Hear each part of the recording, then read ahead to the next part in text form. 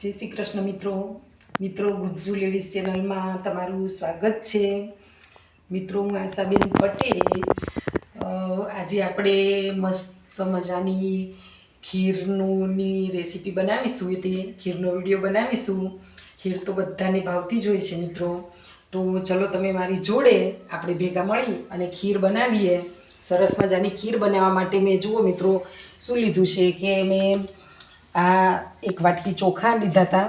એક વાટકી ચોખા મેં સવારથી ચોખા પલાળી રાખ્યા હતા। તમે 4-5 કલાક પહેલાં ચોખા પલાળી રાખો તો પણ ચાલે। મેં આ ગુજરાત 17 ચોખા લીધા છે।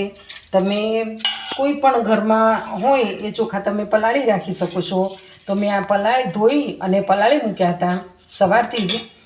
તમે 4 કલાક વહેલા પણ પલાળી શકો છો તો પણ ચાલે। તો મેં એક વાટકી ચોખા લીધા છે, એની સામે એક વાટકી મેં ખાંડ લીધી છે, થોડું ડ્રાયફ્રૂટ લીધું છે અને આ ફ્રૂટ સલાડનો પાવડર લીધું છે। એને મેં રૂમ ટેમ્પરેચર પર દૂધ હતું એનાથી મેં પલાળ્યો છે। બહુ ઠંડુ પણ નથી અને બહુ ગરમ પણ નથી કે એની અંદર ગાંઠો ના પડી જાય, એટલા માટે મેં એને પલાળી રાખ્યું છે।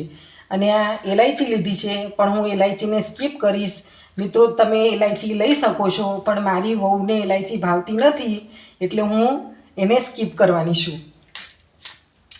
અને મેં આ 1.5 લીટર દૂધ લીધું છે, તે મલાઈવાળું જ દૂધ છે મિત્રો।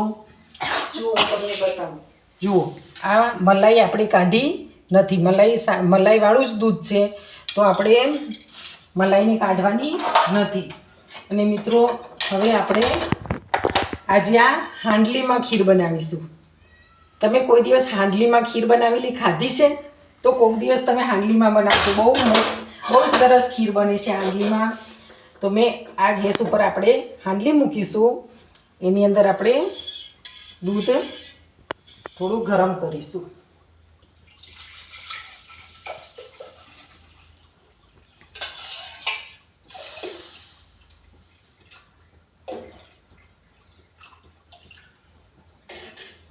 દૂધને થોડી વાર ગરમ કરવા મૂકી દઈશું।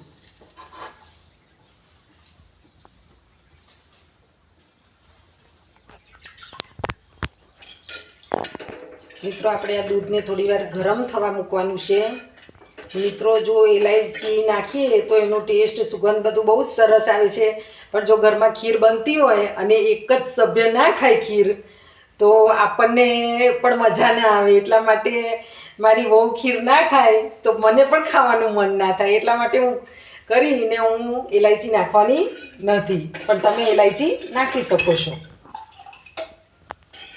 મિત્રો તમે અમારા વિડીયોમાં નવા હોય અમારી ચેનલમાં તો અમારા વિડીયોને લાઈક કરજો, શેર કરજો અને અમારી ચેનલને સબસ્ક્રાઈબ કરજો। મિત્રો કયા ગામથી, કઈ સિટીમાંથી, કયા શહેરમાંથી તમે જુઓ છો એ ચોક્કસથી કોમેન્ટમાં કહેજો। અમારા વિડીયો તમને કેવા લાગે છે એ પણ કહેજો મિત્રો। અને તમને કઈ રસોઈનો વિડીયો જોવો છે એ પણ કહેજો, તો અમે એ રસોઈ બનાવીને તમને બતાવીશું। મિત્રો વિડીયો બનાવવામાં મહેનત થાય છે, પણ એટલી મહેનત લાઈક કરવામાં નથી થતી, માટે એક લાઈક ચોક્કસ કરજો મિત્રો।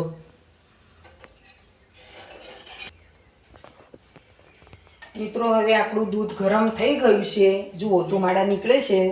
તો હવે એની અંદર આપણે આ ચોખા એડ કરી દઈશું।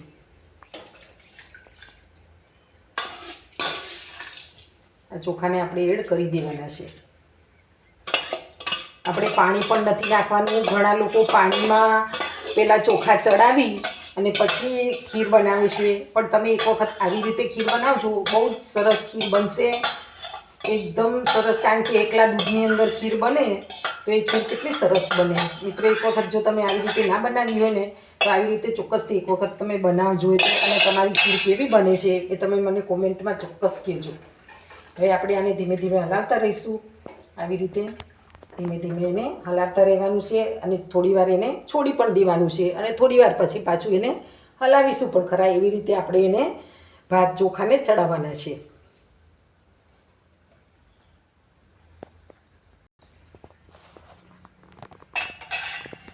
મિત્રો આપણે એને આવી રીતે થોડી થોડી વારે હલાવતા રહેવાનું છે અને ભાતને ચોખાને ચડાવતા રહેવાનું છે। મિત્રો આપણે આ ફ્રૂટ સલાડનો પાવડર એટલા માટે લીધો છે કે એનો ટેસ્ટ પણ બહુ સરસ આવે છે અને બાળકોને પણ બહુ સરસ લાગે છે. ખીર ના ખાતા હોય બાળકો તો પણ ખીર ખાય છે. એના ટેસ્ટના લઈને એને આઈસ્ક્રીમ જેવો ટેસ્ટ આવે એટલા માટે એ ખાય છે બાળકો, એટલા માટે મેં લીધો છે. તો તમે પણ આવી રીતે કોઈક દિવસ બનાવી જોજો.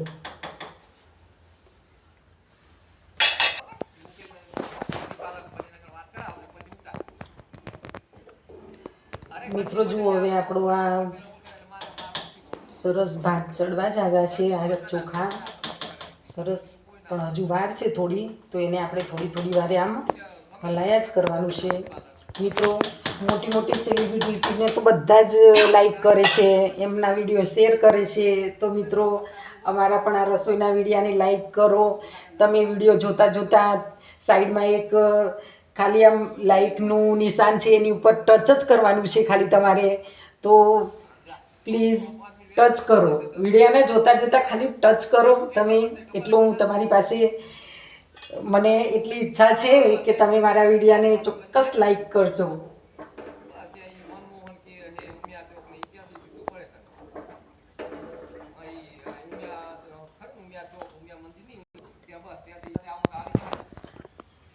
મિત્રો આની અંદર આપણે દૂધ નાખ્યું છે, એટલે દૂધનો તો હંમેશા માવો બનતો હોય છે. તો એટલા માટે આ ખીર બહુ ટેસ્ટી અને બહુ જ સ્વાદિષ્ટ બને છે. કારણ કે માવો હોય એટલે માવાનો ટેસ્ટ તો એકદમ પેડા જેવો આવતો હોય છે. તો આપણી ખીર પણ એકદમ પેડા જેવી થશે, કારણ કે આપણે દૂધ નાખ્યું છે એટલે.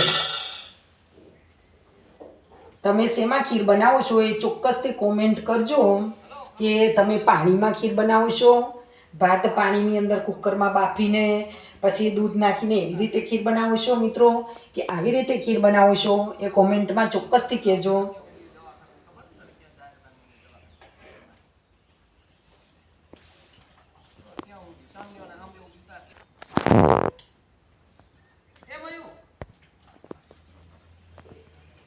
મિત્રો હું તમને એકદમ બારીક બારીક નાની નાની વસ્તુ એટલા માટે કહું છું કે તમે પહેલી જ વખત બનાવતા હોય તો પણ તમારી વસ્તુ બગડે નહીં, તમારું મટીરિયલ બગડે નહીં. અત્યારે મોંઘવારીમાં મટીરિયલ આપણું બગડે અને નાખી દેવાનું થાય તો આપણને કેટલું દુઃખ થાય. એટલા માટે હું એકદમ નાનીથી બારીક વસ્તુ હું તમને કહું છું, કે જેથી તમારું મટીરિયલ બગડે નહીં અને એક જ વખતમાં તમારી વાનગી સરસ તૈયાર થાય, એટલા માટે.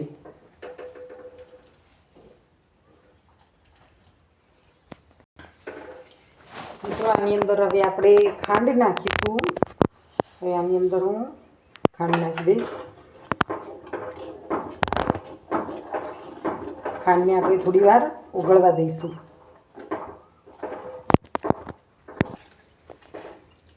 અને 2-3 મિનિટ આપણે એને હલાવ્યું અને હવે પછી આપણે આ જે પાવડર પલાળ્યો હતો એ પાવડરને આપણે નાખી દઈશું.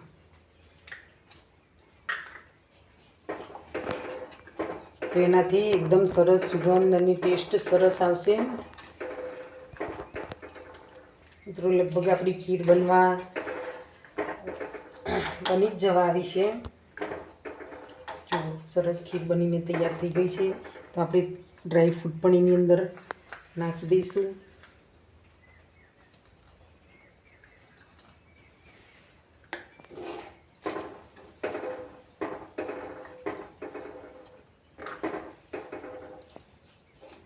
જો મિત્રો આપણી ખીર કેટલી સરસ બનીને તૈયાર થઈ ગઈ છે. હવે મિત્રો આની અંદર મેં ઇલાયચી નથી નાખી, તો એના માટે કંઈક તો આપણને નાખવું જ પડે કે જેની સુગંધ સરસ આવે, ટેસ્ટ સરસ આવે. તો એના માટે મેં જુઓ તુલસી પાન લીધા છે, તો હું એની અંદર 2-3 તુલસીના પાન નાખીશ, કે જેથી બહુ જ ખીરની અંદર સરસ ટેસ્ટ આવે, સુગંધ આવે. એના માટે બહુ જ સરસ, એટલા માટે લુક સરસ આવે એટલા માટે જુઓ મેં તુલસીના પાન પણ અંદર 2-4 નાખ્યા છે. હવે આપણી આ ખીર બનીને તૈયાર થઈ ગઈ છે. તો હવે આપણો ગેસ બંધ કરી દઈશું.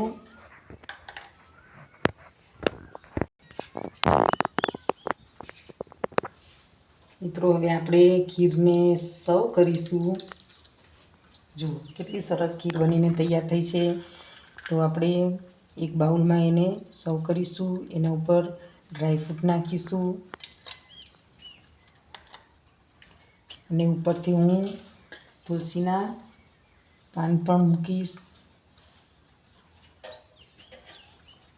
જો મિત્રો, આપણી ખીર કેટલી સરસ બનીને તૈયાર થઈ છે.